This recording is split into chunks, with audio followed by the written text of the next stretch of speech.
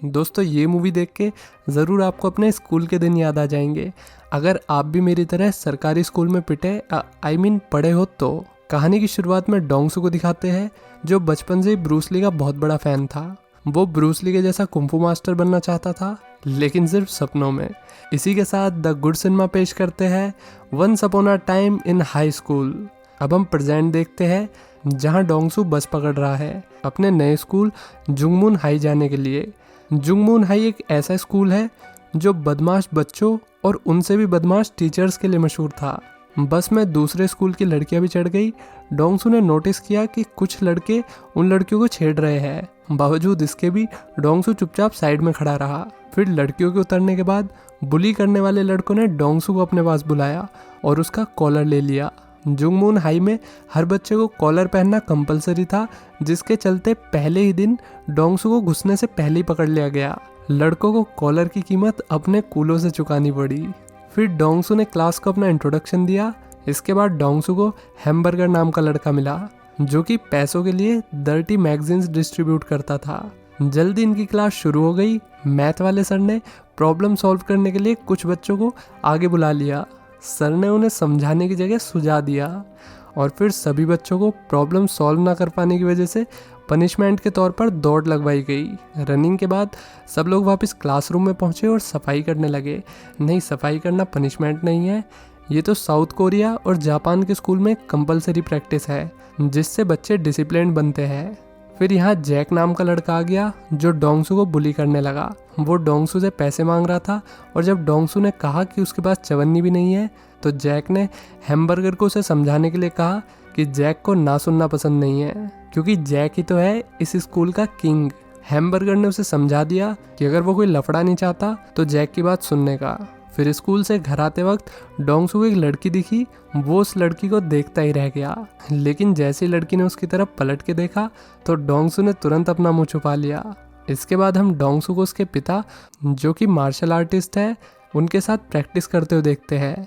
Dongsu का बाप चाहता था कि वो उसकी तरह ब्लैक बेल्ट बने, लेकिन डोंगसू को देख के लग नहीं रहा कि वो सरोजनी नगर की बेल्ट के अलावा और कोई बेल्ट पहन पाएगा। उसके बाप ने उसे सिखाया कि रियल की कैसे मारते हैं। अगले दिन जैक उसके पास आके बैठ गया और उसका बैग चेक करने लगा। डोंगसू ने उसे रुकने के लिए कहा तो वो डोंगसू को मारने लगा। तभी वूसिक नाम के स्टूडेंट ने उसे रोका और सबके सामने थप्पड़ मार के कहा कि आगे से ऐसी हरकत मत करना। यहाँ हमें पता चलता है कि स्कूल का असली किंग जैक नहीं बल्कि वूसिक है। थोड़ी देर बाद हैमबर्गर ने डोंगसू को एक डर्टी मैगजीन दी। डोंगसू मना ही कर रहा था कि उसे मैगजीन नहीं चाहिए। तभी हेडमास्टर वहाँ पे आ गया। उसने सब बच्चों को अपना सामान टेबल पे रखने के लिए कहा। जल्दी हैमबर्गर की कलेक्शन सबके सामने आ गई और उसे पनिशमेंट के लिए भेज दिया गया। डोंगसू ने अपनी वाली मैगजीन तशरीफ के नीचे दबा रखी थी, लेकिन हेडमास्टर के जाने से पहले ही एक लड़के ने वो मैगजीन देख ली और उसने डोंगसू को फंसवा दिया। फिर सज़ा के तौर पे इन्हें फ्रॉग जंप करने पड़े। इनके अलावा सारे बच्चे बास्केटबॉल खेल रहे थे। जब एक स्टूडेंट को खेल के दौरान चोट लग गई तो वूसिक ने उसकी जगह डोंगसू को बुला लिया। डोंगसू की अच्छी परफॉर्मेंस के चलते वूसिक और उसकी दोस्ती हो गई। फिर एक रोज़ वूसिक, हैमबर्गर और डोंगसू बस से जा रहे थे। तभी डोंगसू को दोबारा वही लड़की दिखी जो उसे पहले दिखी थी। तभी कुछ बदमाश लड़के उस लड़की को परेशान करने लगे, जिसके चलते डोंगसू हीरो बनने पहुंच गया। डोंगसू की कुटाई होने से पहले ही उसके दोस्त भी वहां पर आ गए और वूसिक ने तो एक में चाटा ही धर दिया। अब बदमाश लड़के इनके पीछे पड़ गए। जान बचाने के लिए चारों तेजी में भागने लगे। बदमाशों से बचने के लिए ये सब अलग अलग हो गए। वूसिक और हैमबर्गर एक साथ हो लिए और इधर लड़की और डोंगसू। फिर लड़की और डोंगसू एक डस्टबिन के पीछे छुप गए। बदमाश उनके पास ही थे, वे किसी भी वक्त उन तक पहुंच सकते थे, लेकिन पहुंचे नहीं जब तक कि लड़की ने आवाज़ नहीं कर दी। चूहा देखते ही वो चीख पड़ी और बदमाश को इनका ठिकाना पता चल गया। वे इनके ठिकाने पे इन्हें ठिकाने लगाने आ गए। वो तो शुक्र है कि वूसिक टाइम पर आ गया और उसने एक के सर में तो ईंट मारी और दूसरों को अपने हाथों से गिरा दिया। वूसिक की वजह से आज ये लोग बच गए। फिर लड़की, जिसका नाम किम है, इन्हें थैंक यू बोलने के लिए लंच पर ले जाती है। लड़की के जाने के बाद वूसिक ने कहा कि वो इस लड़की के साथ लूडो खेलना चाहता है। ये कहकर वो लड़की के पीछे हो लिया। बेचारा हमारा डोंगसू कुछ बोल भी नहीं पाया। अगले दिन बस वाले बदमाश लड़के इन्हें ढूंढते हुए इनकी क्लास में आ गए। हैमबर्गर तो छुप गया, लेकिन वे बदमाश वूसिक और डोंगसू को अपने साथ दूसरी क्लास में ले गए। वहाँ उन्होंने दोनों को खूब मारा और जब वूसिक से और नहीं सहा गया तो वो भी उन पर टूट पड़ा, जिसके चलते पूरी क्लास वूसिक पे टूट पड़ी। डोंगसू ये सब देख रहा था, फिर वो भी वूसिक को बचाने के लिए मैदान में उतर गया। कुछ देर बाद उन दोनों को हेडमास्टर ने पनिशमेंट दे दी।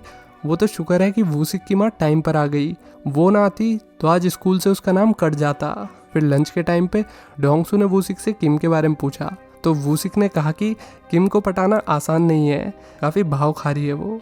ये सुनकर डोंगसू के बेचैन दिल को चैन आ गया, क्योंकि वो तो सोच रहा था कि किम वूसिक को पसंद करती होगी, क्योंकि उसने सबको बदमाशों से जो बचाया था। लेकिन वूसिक की बातों से लग नहीं रहा कि किम उसे लाइक करती है। अब डोंगसू को लगा कि अगर छोरी पटानी है तो उससे बात तो करनी पड़ेगी ही, इसलिए वो स्कूल की छुट्टी के वक्त किम का इंतज़ार करने लगा। लेकिन जैसे ही उसने किम को आता देखा, वो वैसे ही नर्वस हो गया और चाहकर भी उससे बात नहीं कर पाया। रात में वो किम की एकेडमी के बाहर खड़ा रहा। अचानक बारिश होने लगी और वो किम को अम्ब्रेला ऑफर करना चाह रहा था। वो जैसे ही छतरी लेके उसकी तरफ बढ़ा, वैसे ही किम मुड़ी और वो भी मुड़ गया और चुपचाप यहाँ से खिसकने लगा। तभी किम ने पीछे से आके उसे धप्पा कर दिया। किम ने कहा कि उसने डोंगसू को देख लिया था, इसलिए वो उसे हाय बोलने आ गई। अब भाई हमारा बरसों से सिंगल है, क्रश के हाय बोलते ही डोंगसू तो 3 BHK फ्लैट हो गया।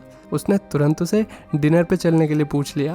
किम तो जन्मों की भूखी थी, वो भला डिनर के लिए कैसे मना करती। खाने के वक्त डोंगसू ने उससे पूछा कि वो वूसिक के बारे में क्या सोचती है, तो किम ने कहा कि वूसिक काफ़ी बदतमीज़ लड़का है, उसमें ज़रा सी भी तमीज़ नहीं।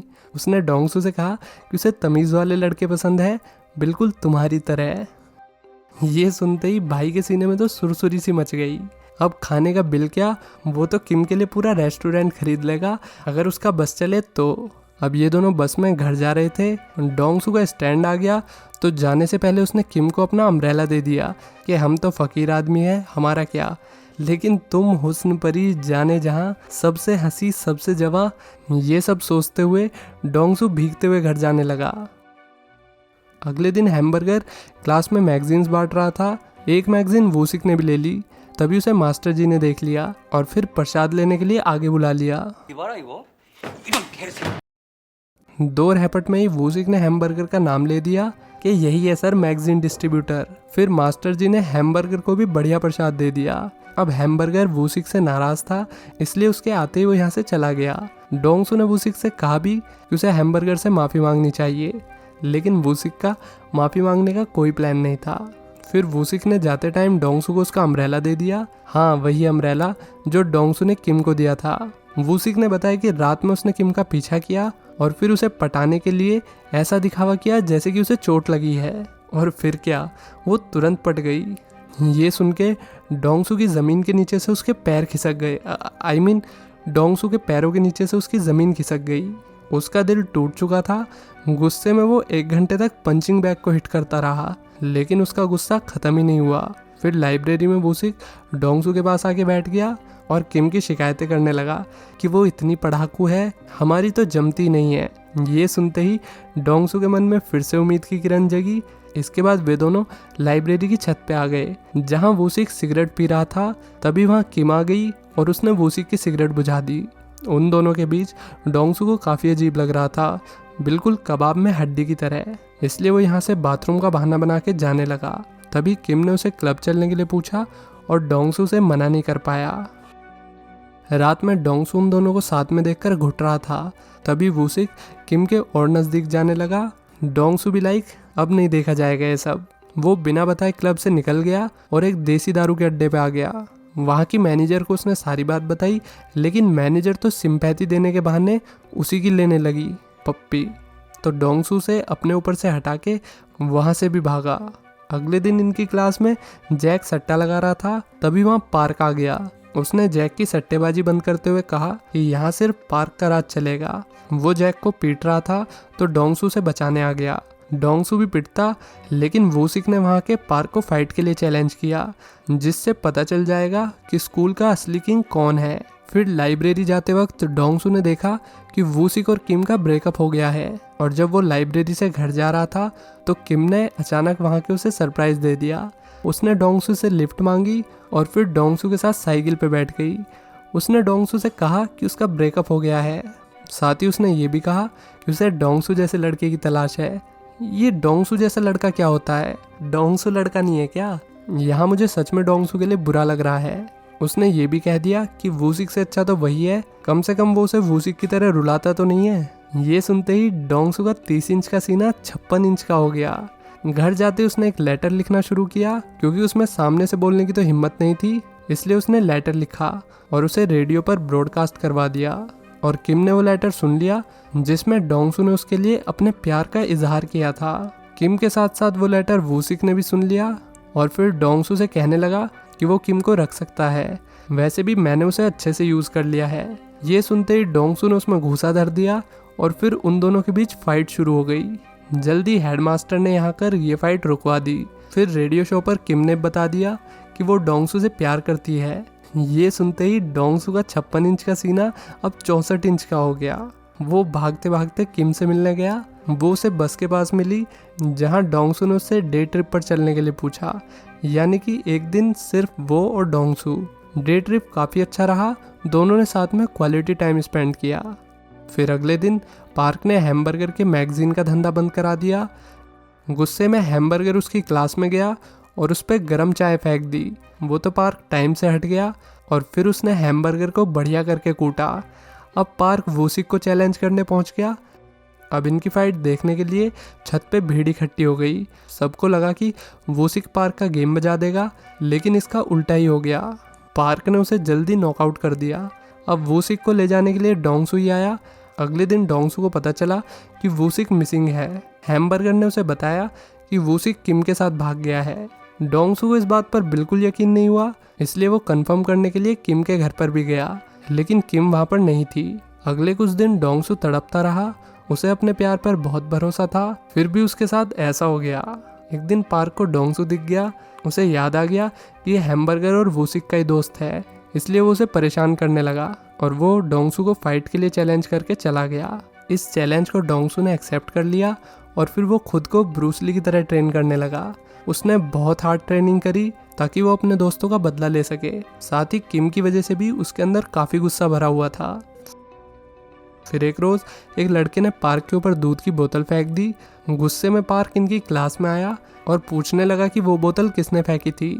जब किसी ने जवाब नहीं दिया तो वो एक एक करके सबको पीटने लगा। हैमबर्गर को पिटता देखकर डोंगसू ने कहा कि बस बहुत हो गया, और फिर उसने पार्क को तुरंत फाइट के लिए चैलेंज किया। फाइट में पार्क के गुंडे भी उतर गए और हमारे डोंगसू ने अकेले ही सबको मार गिराया, जिसके चलते हेडमास्टर ने उसे स्कूल से निकाल दिया।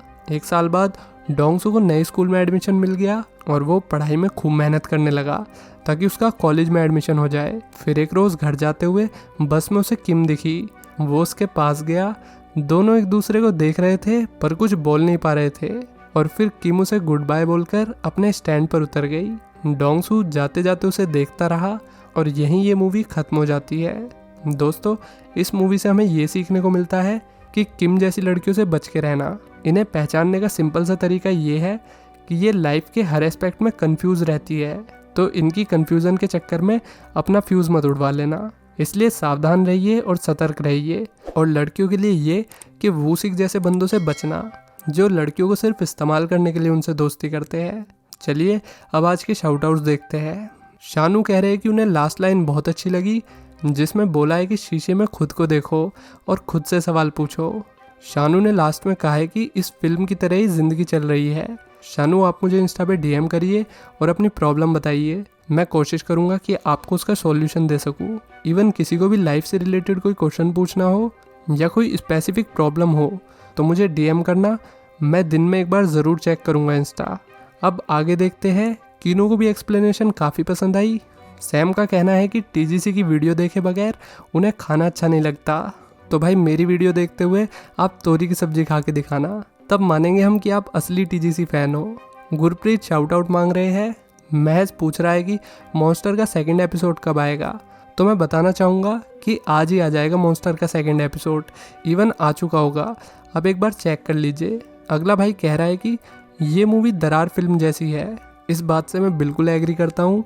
इवन दरार मूवी मच बेटर थी, जूही चावला और अरबाज खान की एक्टिंग की वजह से।